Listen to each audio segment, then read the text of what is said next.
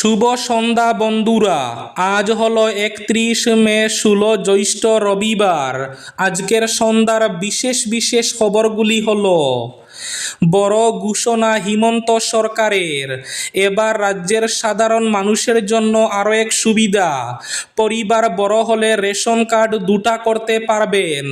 June মাসের পরই আসবে নতুন ঘোষণা, বললেন মুখ্যমন্ত্রী হিমন্ত বিশ্ব শর্মা।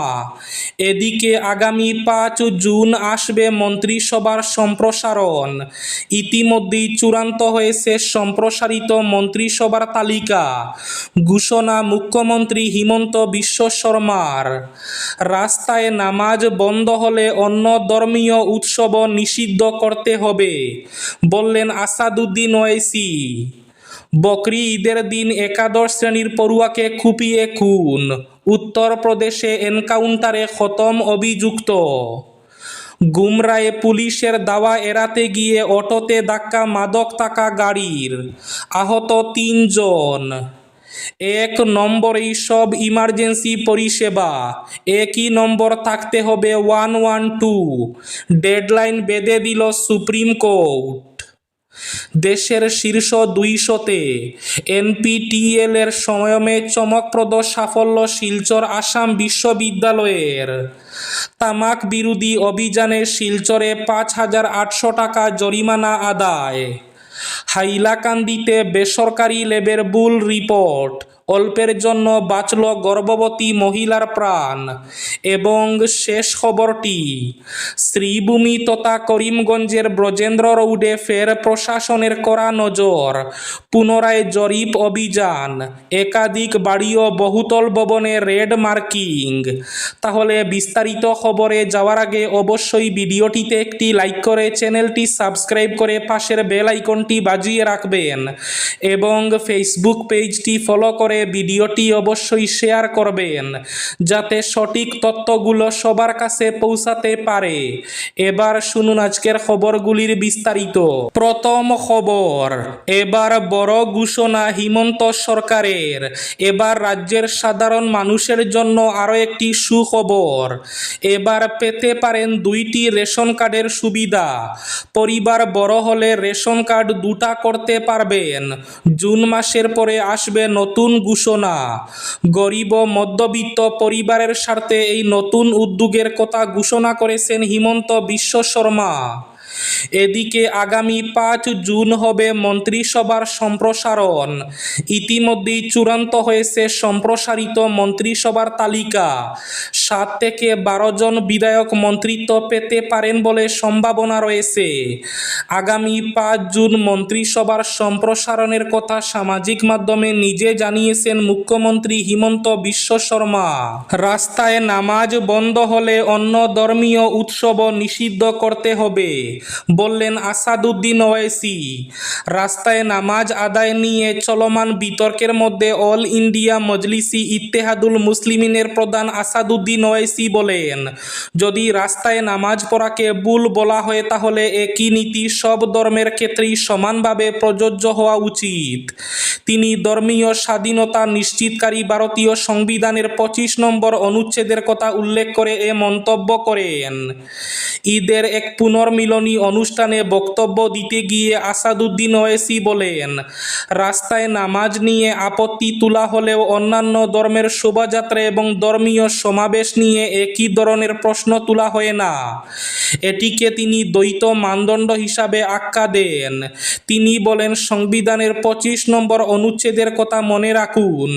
যদি রাস্তায় নামাজ পড়া ভুল হয় তাহলে সব ধর্মের উৎসব রাস্তায় আয়োজন করা ভুল। বকরি ঈদের দিন একাদশ শ্রেণীর পড়ুয়াকে কুপিয়ে খুন। উত্তরপ্রদেশে এনকাউন্টারে খতম অভিযুক্ত।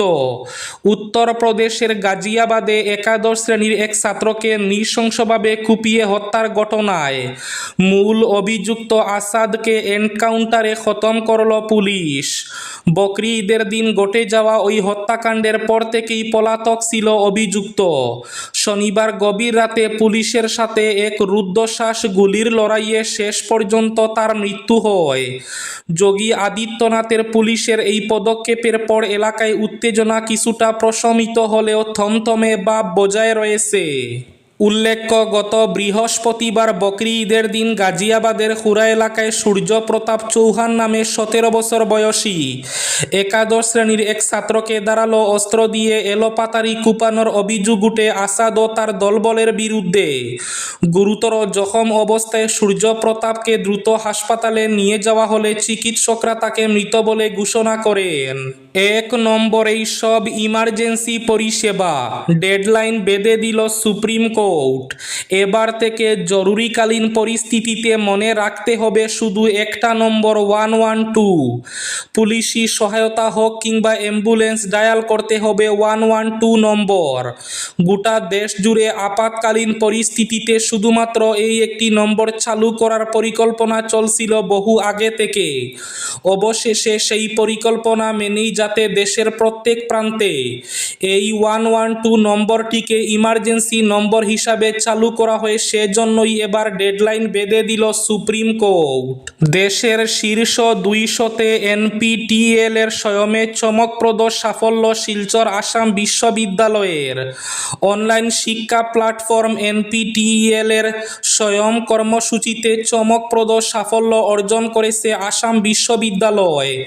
2026 সালের জানুয়ারি-জুন সেশনে বিশ্ববিদ্যালয়ের এনপিটিইএল স্বয়ম লোকাল চ্যাপ্টার প্রথমবারের মতো দেশের শীর্ষ 200 প্রতিষ্ঠানের তালিকায় স্থান দখল করে এ রেটিং অর্জন করেছে। গুমরায় পুলিশের দাওয়া এড়াতে গিয়ে অটোতে ধাক্কা, মাদক থাকা গাড়ির, আহত 3 জন। কাছাড়ের গুমরা করচুরা 6 নম্বর জাতীয় সড়কে পুলিশের দাওয়া এড়াতে গিয়ে অটোরিকশার সঙ্গে মাদক বহনকারী গাড়ির সংঘর্ষে 3 জন গুরুতর আহত হন। ঘটনাকে কেন্দ্র করে এলাকায় চাঞ্চল্যের সৃষ্টি হয়েছে। জানা গেছে, গোপন সূত্রে প্রাপ্ত তথ্যের ভিত্তিতে গুমরা পুলিশ একটি এক্সপ্রেসো গাড়িকে আটক করার চেষ্টা চালায়। তবে পুলিশি তৎপরতা টের পেয়ে গাড়ির চালক দ্রুত গতিতে পালানোর চেষ্টা করে। এক পর্যায়ে খেলমা এলাকায় একটি গাড়ির নিয়ন্ত্রণ হারিয়ে একটি অটোরিকশাকে সজোরে ধাক্কা মারে। দুর্ঘটনায় অটোরিকশার যাত্রী সহ 3 জন গুরুতর আহত হন। স্থানীয়দের সহায়তায় আহতদের দ্রুত উদ্ধার করে চিকিৎসার জন্য হাসপাতালে পাঠানো হয়। ঘটনাটি ঘটেছে শনিবার সন্ধ্যা রাতে। এদিকে দুর্ঘটনার সুযোগে গাড়িতে থাকা ব্যক্তিরা ঘটনাস্থল থেকে পালিয়ে যায়। শ্রীভূমি তথা করিমগঞ্জের বজেন্দ্র রোডে ফের প্রশাসনের কড়া নজর। পুনরায় জরিপ অভিযান, একাধিক বাড়ি ও বহুতল ভবনে রেড মার্কিং। শ্রীভূমি শহরের অন্যতম ব্যস্ত এবং জনবহুল ব্রজেন্দ্র রোড এলাকায় সরকারি জমি, রাস্তা এবং নিকাশি ব্যবস্থার উপর অবৈধ দখলমুক্তকরণ নিয়ে যখন জোর জল্পনা চলছে, ঠিক সেই সময় শনিবার ফের সরেজমিনে জরিপ চালাল প্রশাসন। চন্দন চক্রবর্তীর নামে পরিচিত গলিতে শ্রীভূমি পুরসভার এক্সিকিউটিভ অফিসার প্রীতম শর্মার উপস্থিতিতে সদর সার্কেল অফিসের কর্মকর্তারা সরকারি নথিপত্র হাতে নিয়ে জমি পরিমাপ ও সীমারেখা নির্ধারণের কাজ করেন। প্রশাসনের এই তৎপরতাকে কেন্দ্র করে এলাকা জুড়ে ব্যাপক চাঞ্চল্যের সৃষ্টি হয় এবং বহু মানুষ জরিপ কার্যক্রম প্রত্যক্ষ করতে ঘটনাস্থলে ভিড় জমান। এদিনের জরিপ চলাকালীন সরকারি জমি, রাস্তা এবং ড্রেনের প্রকৃত সীমানা নির্ধারণ করে একাধিক বাড়ি, দোকানঘর, বহুতল ভবনের গায়ে রেড মার্কিং বা লাল চিহ্ন আঁকা হয়। তামাক বিরোধী অভিযানে শিলচরে 5,800 টাকা জরিমানা আদায়। বিশ্ব তামাক মুক্ত দিবস উপলক্ষে কাছাড় জেলা প্রশাসন, কাছাড় পুলিশ ও শিলচর পুর নিগমের সহযোগিতায় শনিবার শিলচর শহরে জেলা তামাক নিয়ন্ত্রণ কোষ, জেলা স্বাস্থ্য সমিতি, কাছাড়ের পক্ষ থেকে সিগারেট এবং অন্যান্য তামাকজাত দ্রব্য আইন 2003-এর আওতায় একটি ব্যাপক অভিযান পরিচালিত হয়। ওই অভিযানে কোটপা বিধি লঙ্ঘনের দায়ে মোট 5,800 টাকা জরিমানা আদায় করা হয়েছে। এবার শেষ খবরটি। হাইলাকান্দি জেলার এক বেসরকারি ডায়াগনস্টিক সেন্টারের চরম গাফিলতি ও রক্তের রিপোর্টে মারাত্মক গরমিলের জেরে এক গর্ভবতী মহিলার প্রাণ সংশয়ে তৈরি হওয়ার চাঞ্চল্যকর ঘটনা সামনে এসেছে। সরকারি স্বাস্থ্যকেন্দ্র এবং বেসরকারি ল্যাবের রক্ত পরীক্ষার রিপোর্টের বিশাল ফারাকের কারণে ভুল চিকিৎসার শিকার হতে বসেছিলেন রুমি রানী নাথ নামের এক অন্তঃসত্ত্বা মহিলা। বেসরকারি ল্যাবের ভুল রিপোর্টের উপর ভরসা করে চিকিৎসকরা তাকে রক্ত না দিয়েই বাড়ি পাঠিয়ে দেওয়ার মাত্র দুদিনের মাথায় মৃত্যুর মুখে ডলে পড়তে বসেছিলেন ওই রোগী। ল্যাব কর্তৃপক্ষের এই মারাত্মক খামখেয়ালিপনার বিরুদ্ধে ইতিমধ্যে এলাকায় তীব্র ক্ষোভের সৃষ্টি হয়েছে।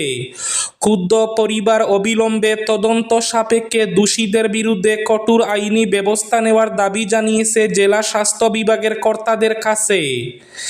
এই ছিল আজকের সন্ধ্যার বিশেষ খবরগুলি। ভিডিওটি অবশ্যই লাইক করে শেয়ার করে দেবেন।